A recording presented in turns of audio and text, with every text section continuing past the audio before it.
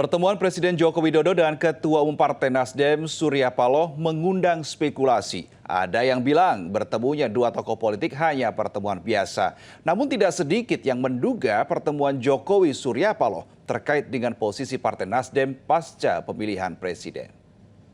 Kalau dari kacamata Mas Adi, apa yang bisa dibaca dari pertemuan yang terkesan mendadak ini?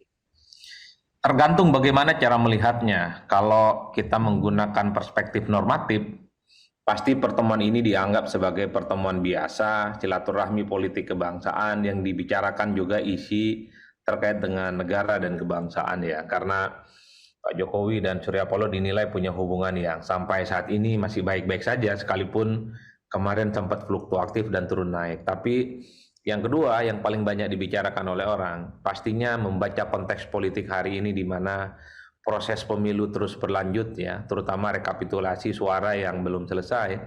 Publik menduga-duga ini sangat mungkin pertemuan kedua tokoh ini sangat dikaitkan dengan soal kemungkinan bagaimana Partai Nasdem akan menjadi koalisi poros politik di paslon nomor 2 Prabowo dan Gibran ya.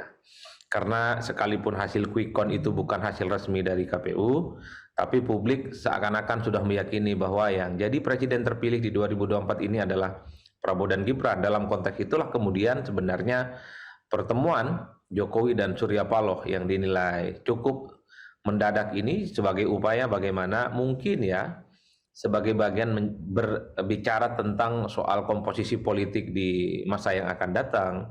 Karena kalau melihat kecenderungan secara umum, gabungan partai politik paslon nomor 2 ini khususnya tidak terlampau mencapai 50% ya untuk mengamankan kepentingan politik parlemen. Oleh karena itu bukan tidak mungkin yang dibicarakan itu soal bagaimana kemungkinan Nasdem jika diajak menjadi bagian dalam koalisi pemerintahannya Prabowo Gibran. Karena sehari dua hari sebelumnya kita juga sedang menyaksikan bagaimana Pak Prabowo Subianto bertemu dengan Pak SBY. Publik juga mengaitkan itu sebagai upaya tentang bagaimana bicara tentang komposisi kementerian ke depan. Dan 3 atau 2 hari ke depan juga kita akan menyaksikan pasti bagaimana elit-elit partai ini saling bertemu sama yang lainnya.